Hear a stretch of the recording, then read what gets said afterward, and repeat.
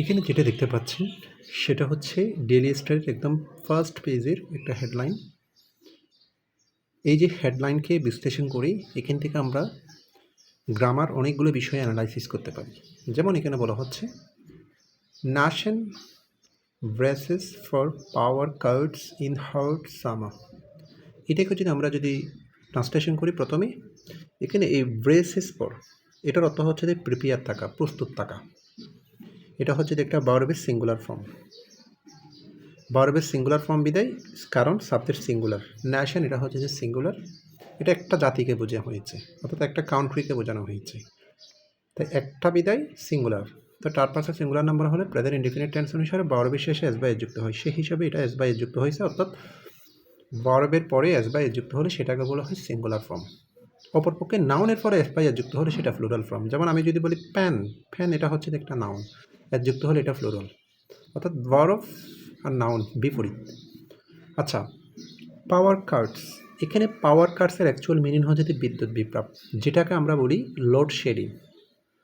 Load shedding মানে আমরা বুঝি যেটা বিদ্যুৎ বিভ্রাট অর্থাৎ বিদ্যুতের ঘাটতি, সেটাকে লোডশেডিং বলা হয়।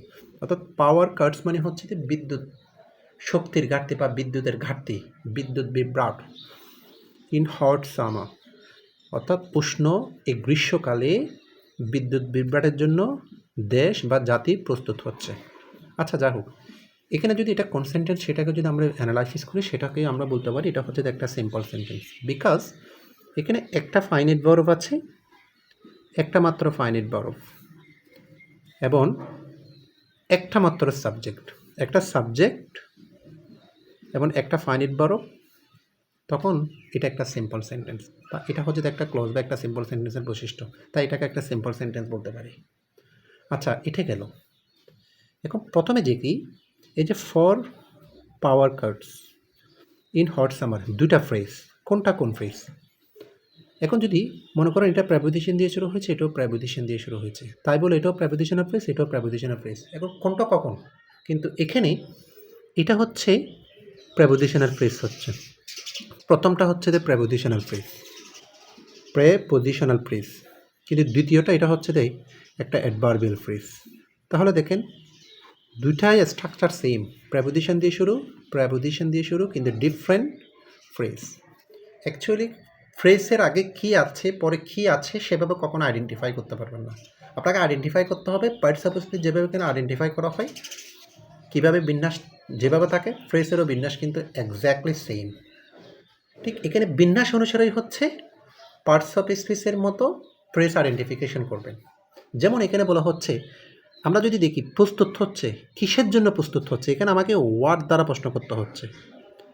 তাহলে এটা যেহেতু ওয়ার্ড দ্বারা প্রশ্ন পড়লে পাচ্ছি, ওয়ার্ড দ্বারা প্রশ্ন করলে যেটা পাই সেটাকে আমাদেরকে বলতে হবে, সেটা হচ্ছে এই যে এই অংশটাই হচ্ছে একটা অবজেক্ট, অর্থাৎ একটা প্রেপোজিশনাল অবজেক্ট। যে ভার্বের পরে প্রেপোজিশনের পরে যদি অবজেক্ট থাকে তখন এটাকে বলা হয় প্রেপোজিশনাল অবজেক্ট। এখানে এই ভার্বকে মডিফাই করে না, ভার্বকে মডিফাই করলে এটা অ্যাডভার্ব হতো, কিন্তু এটা যেহেতু সরাসরি অবজেক্টের কাজ করতেছে সেহেতু আমরা অবজেক্ট কি হয়, অবজেক্ট সবসময় নাউন হয়। এখন আবার প্রশ্ন করতে পারেন তাহলে এটা তো নাউন ফ্রেজ হওয়ার কথা ছিল, কিন্তু আমি এখন বলেছি এটা প্রেপোজিশনাল ফ্রেজ কেন, অর্থাৎ নাউন ফ্রেজ প্রেপোজিশনাল ফ্রেজ তখনই হবে যখন আগে শুরুতে একটা প্রেপোজিশন থাকবে, তখন আবার এটা নাউন ফ্রেজ থেকে আবার প্রেপোজিশনাল ফ্রেজে কনভার্ট হয়ে যাবে। এই কৌশলগুলো যদি আপনি অবলম্বন করেন, আমি যে বিভিন্ন এই শর্ট ভিডিওগুলো বানিয়ে যে বিভিন্ন কিছু এভাবে অ্যানালাইসিস করি, এগুলো যদি নোট ডাউন করেন আপনি অনেক ইমপ্রুভ করবেন। যারা আমার রেগুলার ভিডিওগুলো কিন্তু দেখেন, নোট রাখবেন। আচ্ছা, এবং প্রত্যেকটা কিছু আমার কোর্সে আমি একদম শুরু থেকে গ্রামার দিয়ে শুরু করে news paper analysis, focus writing, একদম আমি একটা খুব কমফাইন্ড একটা কোর্স শুরু করেছি। আপনারা যদি ইচ্ছে করেন আমার কোর্সে ভর্তি হয়ে যেতে পারেন। আচ্ছা, যাই হোক, এখন আসি আবার এখানে কেন কখন, এটা কিন্তু আবার ওয়ার্ড দ্বারা প্রশ্ন করলে পাচ্ছি না, ওয়াইন দ্বারা প্রশ্ন করলে পাচ্ছি কখন। তারা আমরা জানি প্রেস আইডেন্টিফিকেশন করার ক্ষেত্রে ওয়াইন, ওয়াই এবং হাউ এবং ওয়ার, কোথায়, এই চারটা দ্বারা প্রশ্ন করলেই যেটা পাবো সেটা হচ্ছে অ্যাডভার্বিয়াল ফ্রেজ। তো প্রস্তুত হচ্ছে আবার এটা অ্যাডভার্বিয়াল ফ্রেজ ভার্বকে মডিফাই করে প্রস্তুত হওয়ার কথাটা কি, গ্রীষ্মকালের জন্য। সরকার তো অন্য সময় প্রস্তুত হচ্ছে না, গ্রীষ্মকালের জন্য, কারণ গ্রীষ্মকালে কিন্তু লোডশেডিং হয় স্বাভাবিকভাবে, কারণ এখানে ফ্যান, এসি অনেক কিছু চলে। তাই আবার এটা প্রেপোজিশন দিয়ে শুরু হলো, এটা হচ্ছে যে অ্যাডভার্বিয়াল ফ্রেজ।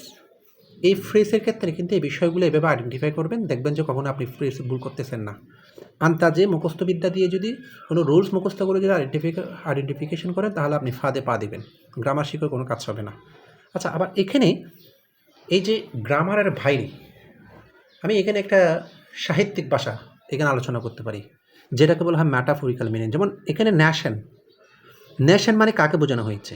নেশন মানে হচ্ছে যে একটা দেশের সমগ্র মানুষকে বোঝানো হয়েছে, একটা কান্ট্রিকে বোঝানো হয়েছে, অর্থাৎ একটা কান্ট্রিকে বোঝানো হয়েছে নেশন বলতে।